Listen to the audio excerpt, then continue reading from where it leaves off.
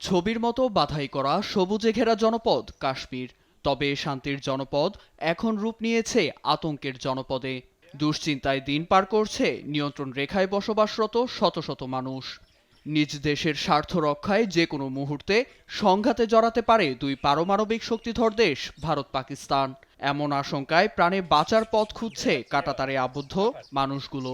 এর আগে ভারত সরকার পর্যাপ্ত খাদ্য মজুদের ঘোষণা দেয়, যা রীতিমতো ঘুম কেড়ে নিয়েছে ভারত নিয়ন্ত্রিত উত্তর কাশ্মীরের বারামুল্লা জেলার বাসিন্দাদের।